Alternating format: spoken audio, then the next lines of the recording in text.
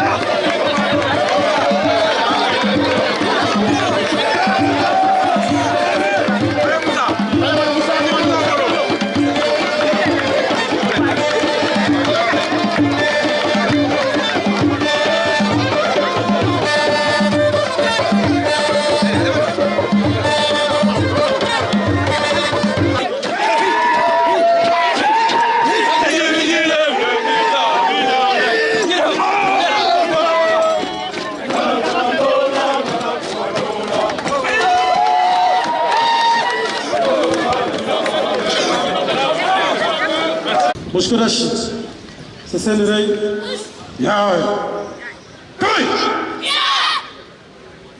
جدًا براي ماوتي وتشوكي ياكوسوكي نيسان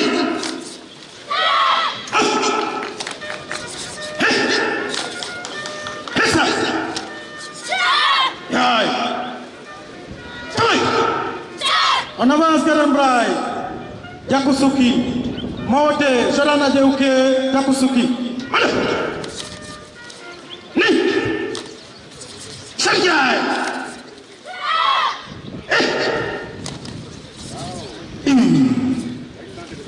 Lachis, Reine. Avec votre autorisation, vous avez des combattants devant vous, munis de leurs armes. En première position, nous allons faire le montage et remontage des armes individuelles. Info. En deuxième position, nous allons faire le démontage et le remontage des armes collectives semi-lourdes, c'est-à-dire peuvent être utilisées par un seul combattant. Le M60. En troisième position, nous allons faire le démontage et remontage des armes collectives lourdes, utilisées par deux combattants.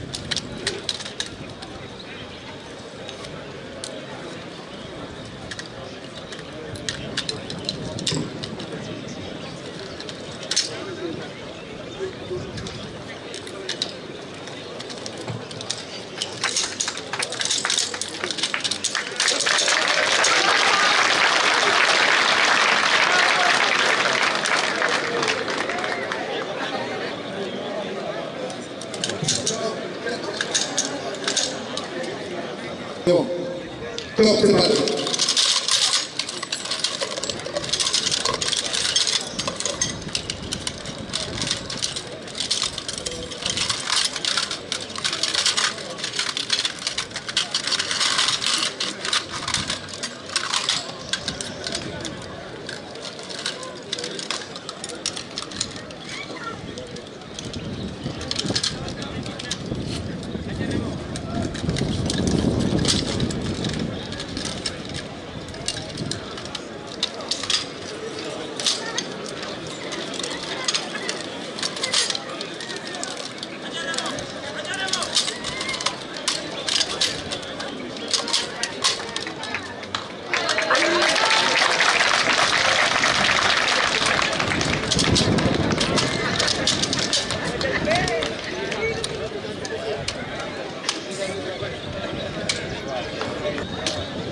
C'est bon. Yo.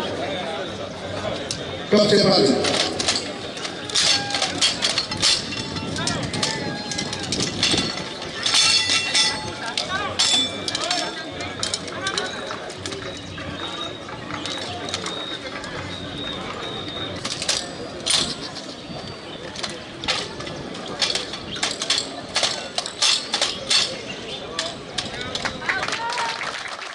Zone du sergent Amadou Diallo, moniteur de l'équipe commando.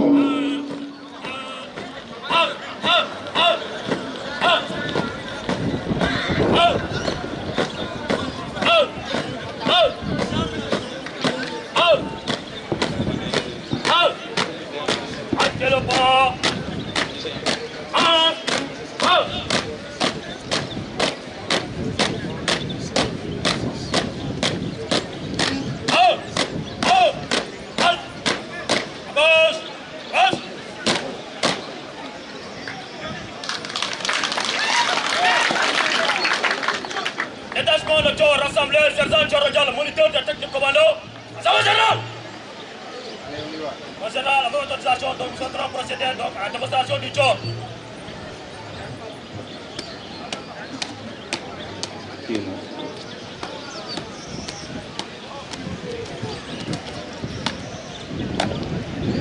Arrangez le derrière, un point derrière, action. Arrangez le devant, un point derrière, action. Agarro! Un point à la bateau! À la bateau!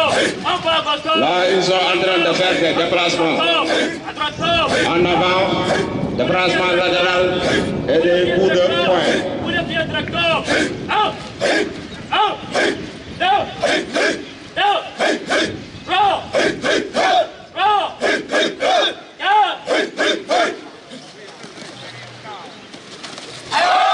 Relâchez, en position.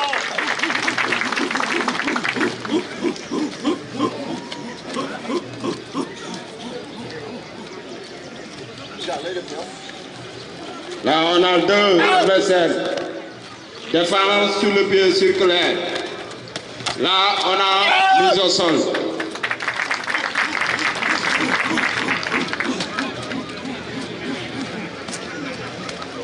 Là, on a saisi à une main et mise au sol.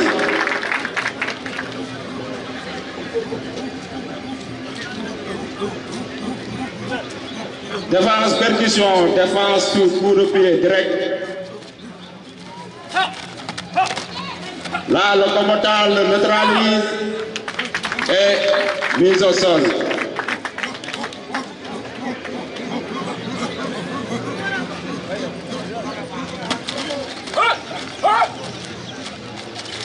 Défense sur coup de pied direct, mise au sol en même temps.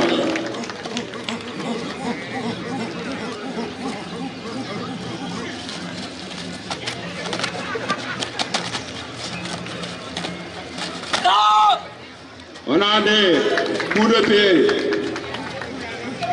directs et des coups de pied circulaires.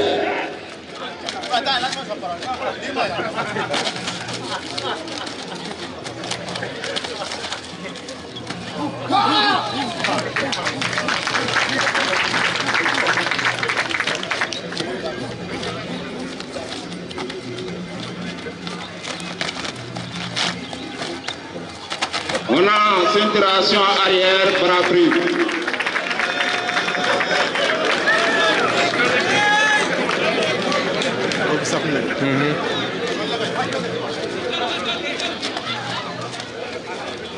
Défense sur cours de couteau. Voilà en haut.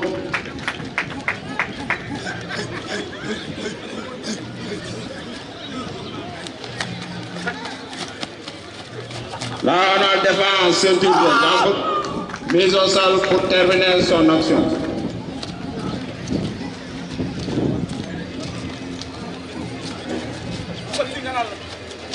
Là, on a une défense à une attaque simultanée.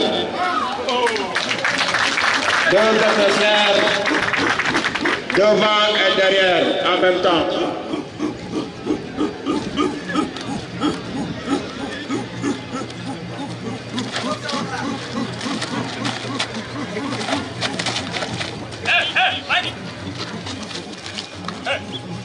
On a une assistance, une personne en danger, passe tentative d'enlèvement. Le gars le maîtrise et le met au sol.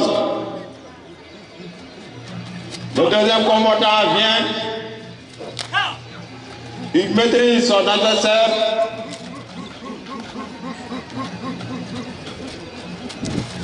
Là, on a un coup de coude direct.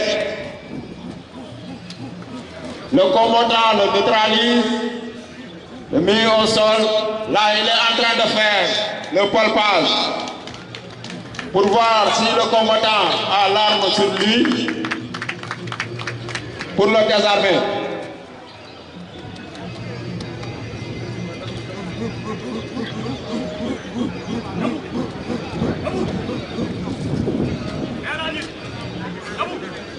Il le neutralise et il l'oblige à faire des mouvements.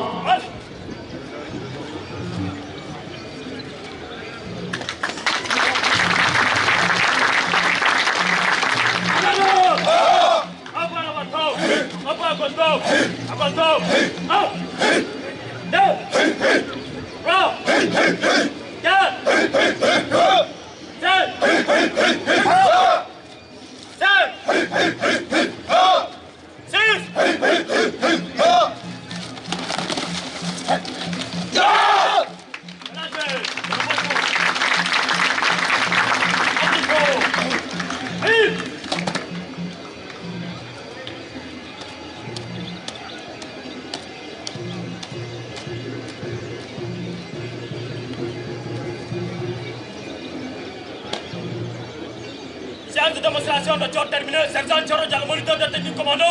Zama Général. Ce qui met fin à notre démonstration de tir technique d'intervention opérationnelle rapprochée.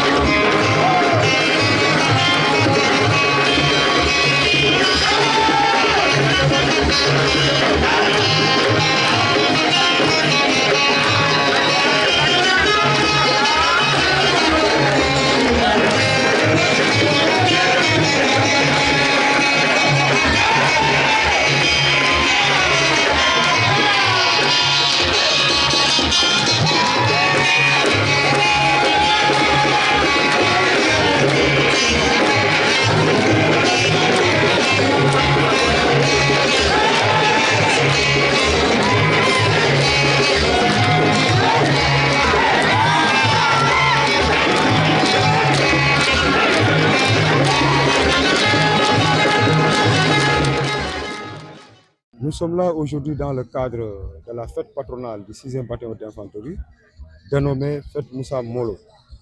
C'est une activité de cohésion, une activité qui s'inscrit dans les traditions militaires en vue de raffermir les liens entre les frères d'armes et nos liens avec aussi les populations locales et nos camarades des autres forces de défense et de sécurité. Cette année, nous avons choisi le thème comme suit, le 6e bataillon d'infanterie, entre grandeur opérationnelle et promotion citoyenne. Le thème s'explique par le fait que le contexte est particulièrement marqué par des enjeux liés à la citoyenneté. Mais cette citoyenneté ne peut être évoquée que dans un contexte rassurant, c'est-à-dire dans un contexte sécurisé et bien protégé. C'est pourquoi les deux vont ensemble. La protection des populations et de leurs biens, mais aussi participer, renforcer, accompagner nos autorités dans leur mission de la promotion citoyenne. Vous savez qu'aujourd'hui, la menace est globale. La réponse ne peut être que globale. Et pour atteindre cette globalité de la réponse, il faut tout simplement la coopération. La coopération n'est pas simplement au niveau national, elle est aussi au niveau international. Ça, c'est un objectif. Le deuxième objectif aussi, c'est aussi rendre cette fête Moussa Molo Baldé d'une dimension internationale. Nous devons transcender les frontières. Nous devons nous ouvrir parce que tout simplement, nous partageons l'esprit militaire ensemble, mais aussi nous partageons les défis sécuritaires ensemble. Donc, leur présence aujourd'hui, la délégation guinéenne, composée de 10 membres, dont 6 officiers et 4 personnels non officiers.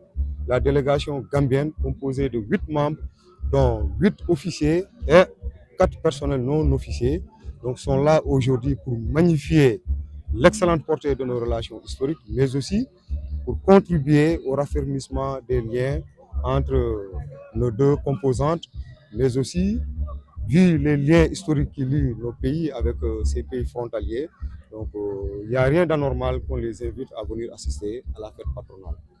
Vous savez, l'armée, c'est la société en miniature. Et si vous voulez organiser une fête et être juste, il faut cibler la diversité culturelle. La diversité culturelle veut que tous les personnels qui sont dans votre formation se voient quand même. C'est un jour de fête, c'est un jour de célébration. Nous avons voulu inviter donc toutes les cultures qui constituent l'armée, mais cette fois-ci nous sommes arrêtés donc aux cultures qui sont les plus marquantes sur le territoire, c'est-à-dire la culture Peul, la culture Mandingue, la culture Diola, et nous avons invité aussi le Nguel Serer parce qu'il y a beaucoup de Serer dans l'armée. Il y a eu beaucoup d'innovations, mais les plus importantes, c'est d'abord l'aspect coopération. L'année dernière, nous avons invité la délégation gambienne. Cette année, nous sommes allés plus loin en termes de nombre de la délégation, mais aussi en termes de pays. Nous avons invité donc nos frères, nos camarades frères de la Guinée-Conakry. Du point de vue culturel, cette année, nous avons voulu élever un peu le plateau culturel. Nous avons invité donc le Kumpo de Baïla, qui est venu en force, et d'autres aspects culturels aussi sont intégrés dans la fête. Maintenant, du point de vue organisation, le plateau aussi est encore plus élevé. Vous pouvez le constater vous-même. Vous avez vu que par rapport à l'année dernière, le nombre a presque doublé. Nous avons donc voulu donner une grande envergure à cette fête pour que toutes les couches de la société du Fouladou puissent vraiment communier avec leurs militaires. L'appel que je lancerai à l'endroit de ces populations, c'est d'abord de leur dire que cette armée, c'est la leur. C'est leur armée. S'il n'y a pas de problème, nous ne serons pas là. Si nous sommes là, c'est parce qu'il y a des problèmes. Donc nous sommes là pour elles. Nous sommes là pour qu'elles puissent être donc sécurisées et vaquer tranquillement à leur occupation. Cela veut dire quoi? Que nous leur tendons la main, nous voulons une coopération sincère et franche, mais tout en ayant donc devant nous notre objectif opérationnel, c'est-à-dire la défense de l'intégrité territoriale. Thank